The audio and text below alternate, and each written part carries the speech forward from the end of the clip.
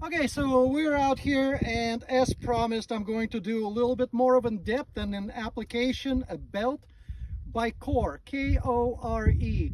Anyway, you can tell that this is a reasonably solid belt, and I was going to compare it to other Ratchet belts in my collection, but we're just gonna forget about that bullshit, because this is the only belt I am going to be wearing, at least for today. Alright, so this belt is pretty rigid. Should have no problem putting it in. There we go.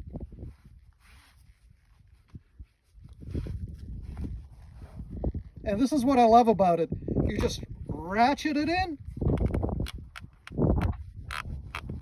and make it as tight as you want. If it's too tight, there's a little lever release button right here somewhere.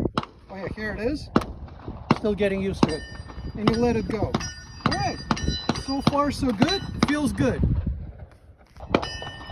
Alright, so let's see how this handles one of the heavier guns in my collection. This is a 1911. Let me see if I picked the right holster. Yeah, this one will do. Alright, let's attach it to the belt.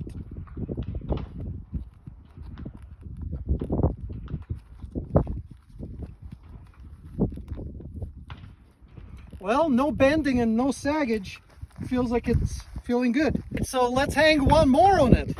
We're gonna try another 45, which is very, very heavy. And we are just going to attach it to the outside of this belt. It's a little tight.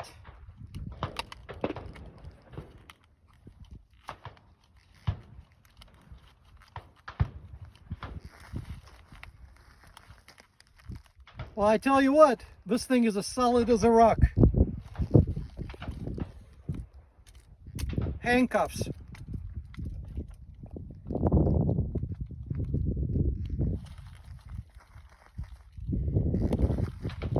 Now, you know what? This thing is not going to bend. It's not going to bunch up.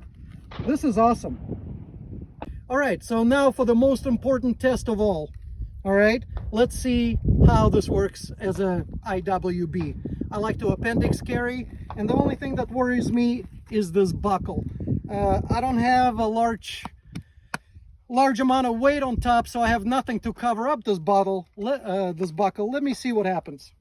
I do have a claw on this. We got our 45. It's a 30 SF.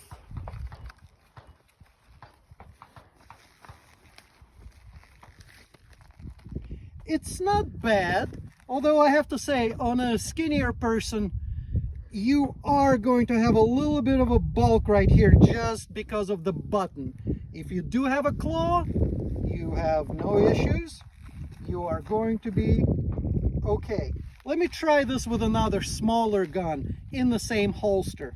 We're going to try, instead of the 30 SF, the 26.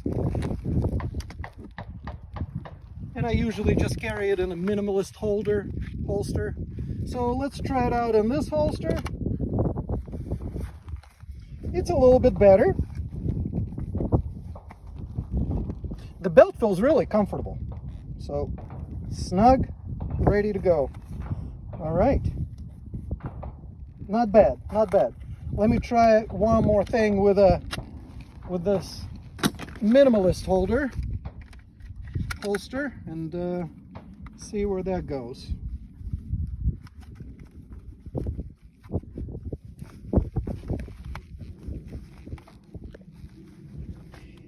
As you can tell, on a skinnier person, you are going to get that buckle effect.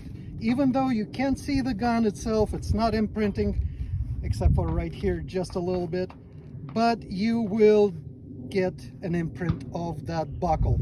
It's not going to matter on a bigger person because they're going to have a little more girth up here and it's going to blend in nicely. So this is the only con that I can find on this. I'm actually quite impressed with it. I'm gonna have to check these guys out in depth.